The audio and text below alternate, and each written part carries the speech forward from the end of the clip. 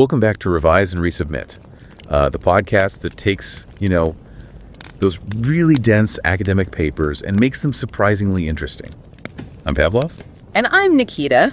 We've noticed a lot of you are tuning in, which is amazing, but I haven't quite hit that subscribe button yet. Yeah, and that little button, honestly, it's so small, but it makes such a huge difference in helping us reach more people with these important discussions. Right. It's true. Like the algorithms, those mysterious forces that decide what we all see and hear, they pay a lot of attention to subscriber numbers. Yeah, think of it like the subscribing. It's like casting a vote for quality content, So these insightful research discussions don't just get lost in the sea of all the information out there. More subscribers equals more visibility. Right. And that means more resources for us to make even deeper dives for you. Yeah. Maybe bring in experts for interviews, even do some live Q&A sessions where you can jump in. Yeah, exactly. It's all about building a community around research, Yeah.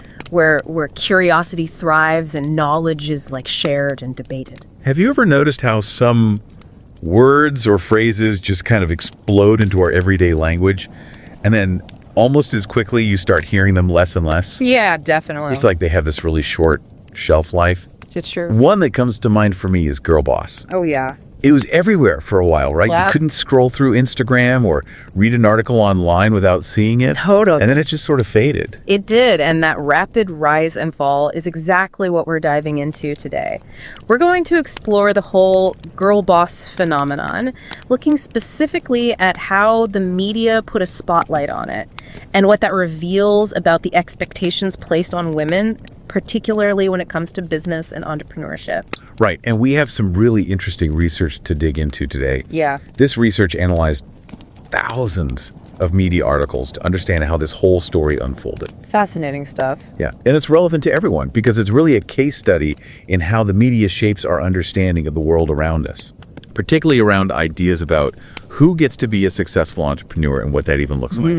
So we're going to unpack this whole cycle.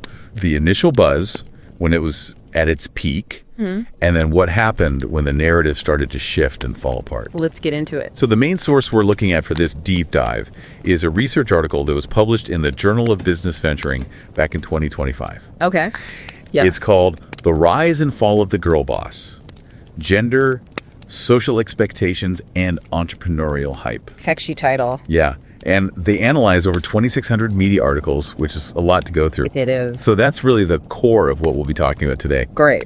So our mission for this deep dive is to really try to understand how the media built up this girl boss image and then seemingly dismantled it, and what this whole process tells us about this really complex relationship between gender, entrepreneurship, and the power of the media. Sounds good. Okay, so to kick things off, what exactly does hype mean in this context, and how do these hype cycles typically play out? Well, in academic terms, hype is kind of like this shared vision of a potential future that grabs more and more attention and really starts to generate excitement. Wow. And it builds up expectations over time.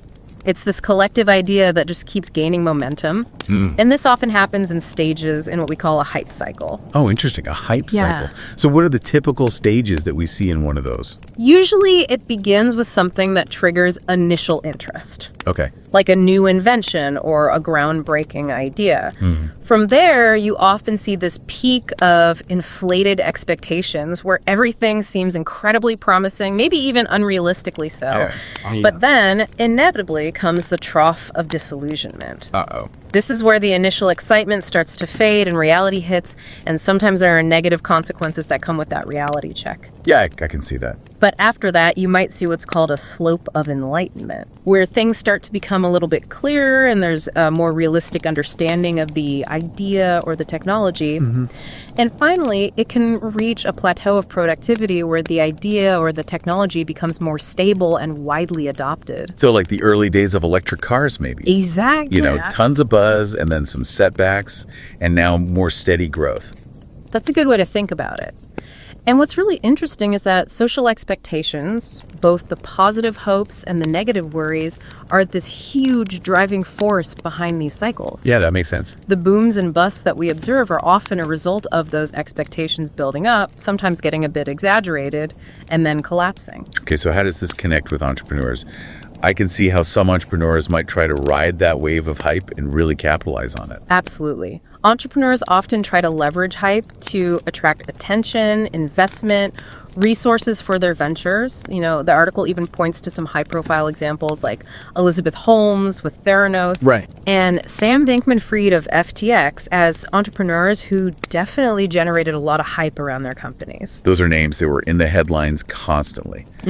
Big promises, a lot of attention, and then, well, things didn't exactly go as planned. Yeah. But the research we're looking at today actually makes this really interesting point that the media's role in creating this hype is often overlooked. It's true. I always tended to think it was mostly driven by the entrepreneurs themselves. I think that's a common assumption, but this research highlights a really important nuance. While there's been a lot of focus on how entrepreneurs strategically use stories and symbols to generate buzz, the media, as a really crucial partner in this process, hasn't been studied as much. Okay. And the media plays this huge role in actually establishing the dominant narratives that are out there, providing the cultural symbols that we use, and shaping how we understand different issues. So they're not just reporting what's happening. Yeah. They're actually shaping the narrative and influencing how we think about things. Exactly. They're telling us what to think about, even if not always what to think. So how do they actually go about doing that? Well, it all comes down to what's called framing. Media outlets select certain aspects of a situation to emphasize. They set the overall tone, they decide what to include in their coverage and what to leave out. And this has a huge impact on how we as the audience understand and feel about different topics.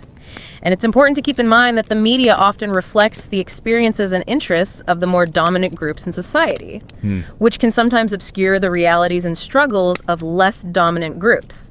Like, in this case, women trying to build businesses. So that makes sense then that the research here is specifically asking, how does the media shape these social expectations for groups that aren't traditionally dominant during a hype cycle? Yes. And they're using the whole girl boss phenomenon as this really interesting example to explore that dynamic. Exactly. The girl boss phenomenon, with its very quick rise in popularity and then this pretty significant critical reaction that followed, provides a really compelling case study to see how this all plays out in real life. So before we get into the details of the research, can we talk a bit more about the girl boss itself? Where did that term even come from? Well, the term really gained widespread recognition with Sophia Amoruso. Okay. She's the founder of the online fashion retailer Nasty Gal. Yeah. She started it back in 2006, and by 2012, it had become this major success story. Then, in 2014, she released her book titled #GirlBoss, where she shared her entrepreneurial journey and offered advice for other women. The book became a huge bestseller. Right. I remember that book being everywhere. It was. It was all about being confident and assertive, really owning your space in the business world as a woman. Exactly. And then in 2017, she launched Girl Boss Media, Right. which was an extension of the book's message. It was aimed at promoting women's empowerment and entrepreneurship through events, podcasts, even merchandise. There was even a Netflix series called Girl Boss Oh, yeah. that was loosely based on her story. I remember that. Okay, so the term itself started with her book, Yeah, pretty much. but it also faced a lot of criticism. It did. I recall people arguing that it oversimplified things, that it was maybe even a bit patronizing, with that use of girl. Oh, absolutely. Critics pointed out that it could oversimplify the complex realities that women face in the workplace, that it could trivialize serious issues, and that it focused too much on individual success rather than addressing those larger systemic inequalities that are at play. Right. The fact that it was gendered, we don't hear the term boy boss, also suggested to some that there was this underlying infantilizing aspect to it. Yeah, interesting. And some people felt that it put a lot of pressure on women to achieve this kind of very specific individual success within a system that wasn't always designed to support them. Right. So it's a term loaded with both this sense of empowerment and then also some potential drawbacks. That makes it a really interesting lens through which to examine this whole idea of media hype. I agree. Okay, so let's get into the research now. How did they actually analyze all of those media articles? Over 2,600 sounds like a massive undertaking. Oh, it was a huge amount of data. They used a business intelligence platform called Factiva to gather over 2,600 online articles that mentioned girl boss or related terms. While they looked at articles spanning 35 years, their main focus was on the period from 2014 to 2021. Okay. And why did they choose to focus on those specific years? Because that time frame really captures that whole rise and fall of media attention surrounding the girl boss. Yeah. They observed a peak in media coverage in 2017, followed by a noticeable decline in the years after that. Interesting. But there was also a second smaller peak in 2021, which they think was largely due to the very high-profile trial of Elizabeth Holmes. Oh, right. Which brought that girl boss term back into the public discussion in a big way. Yeah, that makes sense. So they essentially divided their analysis into two main periods. The period of growth in media attention, and then the period where that attention became much more critical and kind of started to decline. Exactly. They defined 2014 to 2017 as that boom phase. Okay. And then 2018 to 2021 as the bust phase. Okay, so the boom and the bust. Yeah, and then they used a method called content analysis to actually examine the articles. Okay. Looking for patterns, key themes, and the overall sentiment expressed in the media coverage.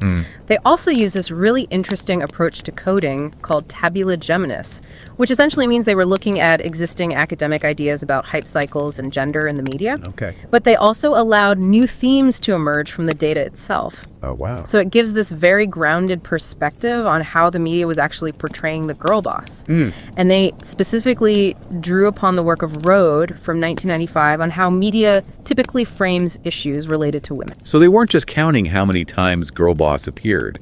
They were actually trying to understand how the media was talking about these women. Exactly. Okay, so let's start with that boom phase from 2014 to 2017. What were the main ways that they found the media was portraying girl bosses during that time? Well, during this period, the portrayal was largely celebratory and very positive. Okay. And it was very much aligned with like individual achievement and entrepreneurship. So very much like pull yourself up by your bootstraps kind of thing. Yeah, exactly. The girl boss was often presented as this ultimate entrepreneurial heroine who was achieving incredible things solely through her own hard work and determination.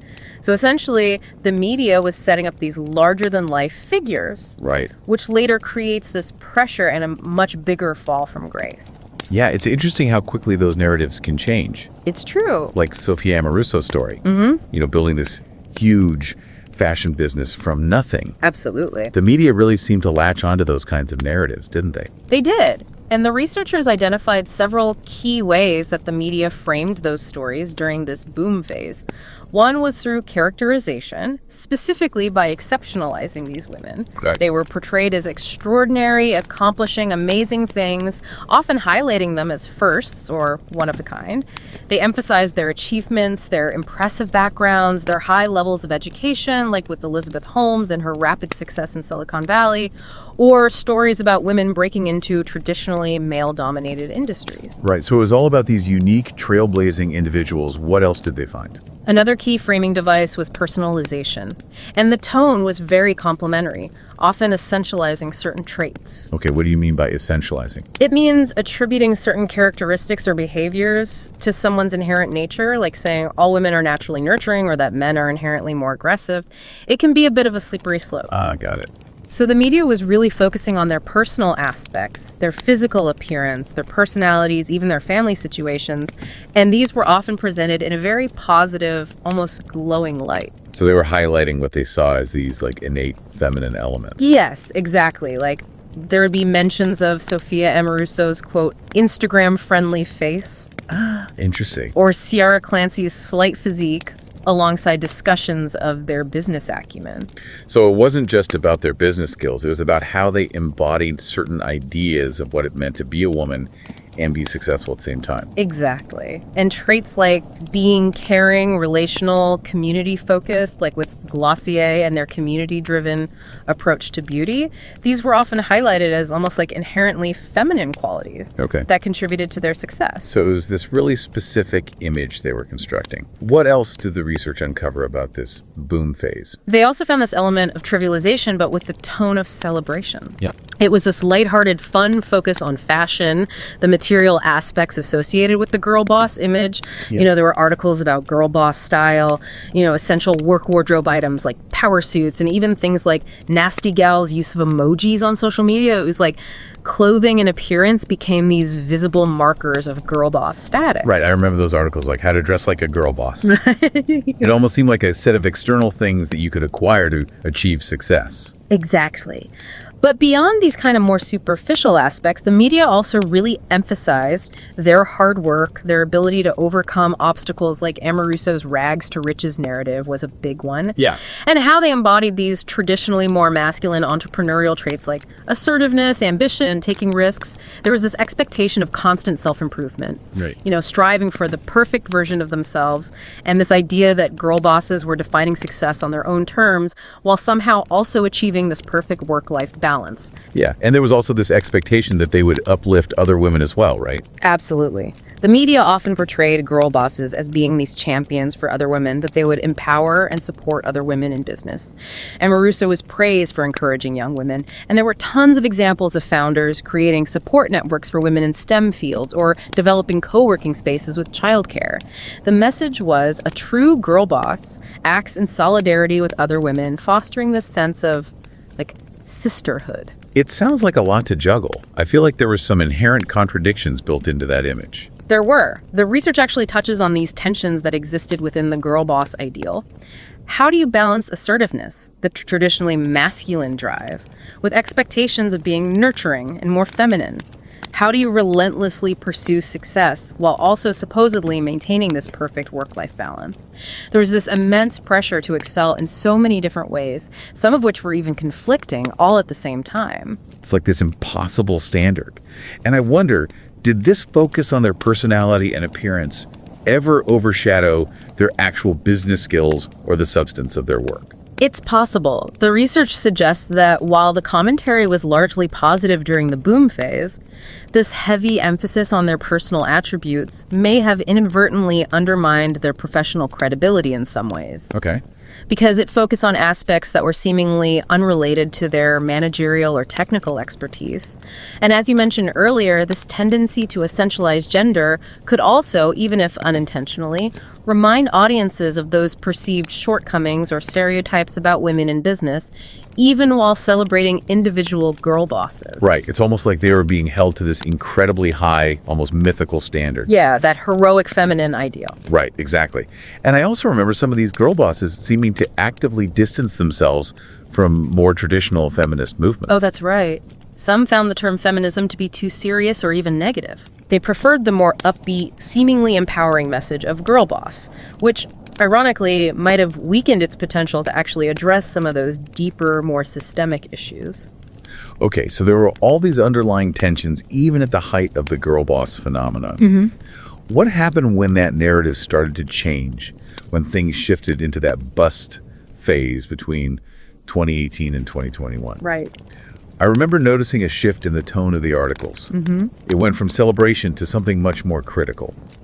What did the research say happened during that period? It was a pretty dramatic shift. The way the media framed these girl boss figures became much more critical. Okay. And often quite negative. The researchers noticed this change in the way they characterized girl bosses. They called it demonization. Oh, okay. Yeah. Previously celebrated figures were now heavily criticized. They were often portrayed in a negative light, particularly when their ventures faced difficulties or were involved in scandals like the accusations of fraud against Elizabeth Holmes. Right. Or reports of a toxic work environment at Nasty Gal. The language became much more accusatory. Okay. Even villainizing at times. They were portrayed as being deceptive, untrustworthy, and it's like the media was actively tearing down the very idols they had helped to create. So it's almost like this exceptional figure suddenly became the villain. Yeah. It's a really interesting contrast. And what about that personalization aspect? Did that change as well? It did. The personalization shifted to denigration and essentializing, but in a negative way this time. Okay. Instead of those compliments and positive descriptions, you started seeing negative evaluations of their personalities, their appearances, their relationships. Harsh critiques of girl boss personalities and appearances were now becoming commonplace. Yeah. And the essentializing flipped as well. Oh, how so? So instead of celebrating those supposed feminine traits, they started highlighting the potential dangers or negative aspects of femininity. Girl bosses were now being criticized for failing to care for or support other women, which directly contradicted those earlier expectations of relationality and sisterhood. The lawsuits against Nasty Gal alleging pregnancy discrimination are a really clear example of this shift in framing. Right, so it's almost like the same characteristics that they were initially praised for, or at least the expectations that were placed upon them, became the basis for criticism later on. What other ways did the media framing change during this bust phase? Well, the media also began to emphasize division among women. Generational differences were highlighted, like with younger generations, particularly Gen Z, openly rejecting that girl boss label. Boy. Racial and class differences were amplified, with this idea that girl boss empowerment was often portrayed as something that only really benefited privileged white women, and it started to get dismissed as a form of fake feminism. The researchers argue that this focus on divisions within the feminist movement, or even just among women more broadly, could actually serve to distract from addressing those larger, more systemic issues of inequality that are really at the root of the problem. Yeah, it sounds like they were almost using these internal divisions to undermine the whole concept of the girl boss. What about the trivialization aspect we talked about earlier? Did that disappear or change in this bust phase? No, trivialization was still there, but it shifted from celebration to ridicule. Okay. Instead of being fun and lighthearted, there was mockery and derision directed at girl bosses. And the focus shifted to these really petty, often irrelevant details like their merchandise, their clothing choices. Oh, I see. Think about all the commentary about Elizabeth Holmes's turtlenecks. It became this kind of running joke. Right. And there were even cases of people profiting from their downfall, like selling merchandise with these sarcastic slogans like, Elizabeth Holmes is my #girlboss. Wow, it's a pretty harsh turn of events. So the media basically used the same tools that they used to build up this image. They just flipped them and used them to tear it down. Exactly. The researchers argue that the creation of this almost perfect, impossible, heroic feminine ideal in the first place, with its unattainable expectations, really set the stage for a much more amplified backlash when these figures inevitably fell short. Right, like it was destined to implode. Yeah, and the research concludes that the girl boss narrative, despite that initial surface level of empowerment, inadvertently contributed to the problem by reinforcing existing gender biases and creating these unrealistic expectations for women. It's fascinating and a bit disheartening at the same time. So what are the main takeaways we should keep in mind from this whole girl boss phenomenon? The biggest one is that the girl boss was a clear example of this media-driven hype cycle. And it really shows how social expectations for non-dominant groups, like women in this case, are not only built up but also torn down through media narratives. And the fact that those same framing devices, how they characterize the women, how they personalize their stories, how they trivialize certain aspects, were used in both the rise and the fall, just with this complete flip in tone that highlights this really interesting temporal dimension to how hype actually works. So how things can change over time. Exactly. And it seems like gender provides this really crucial lens through which to understand entrepreneurial hype, particularly when we're looking at the narratives around women in business. The girl boss ideal created these incredibly high, maybe even impossible standards. He did. And it ultimately might have reinforced the very inequalities that it initially aimed to combat. That's a central argument of this research. It really makes you think about the broader implications. Could similar media dynamics be at play when we look at how other marginalized groups are portrayed in entrepreneurship or other fields where inequality is a significant issue?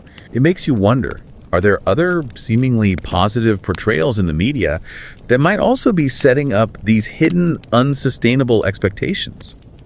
Kind of paving the way for a similar fall from grace later on. It's a really important question to ask, and it encourages us to be more critical of the success stories that we see in the media. Yeah. And to really think about the narratives that are being constructed around identity and achievement. So maybe we should all be paying a bit more attention to how these stories are being told and who benefits from them. I think that's a great takeaway from this conversation. It's about looking beyond the surface level and really considering the deeper implications of those media narratives. And don't forget to subscribe to Revise and Resubmit on Spotify and Apple Podcasts. And if you're enjoying the show and want to support us in creating more insightful content, consider becoming a patron on Patreon. Every contribution helps us continue this journey of exploration and discovery. Until next time, keep those minds curious, keep questioning, and keep revising and resubmitting.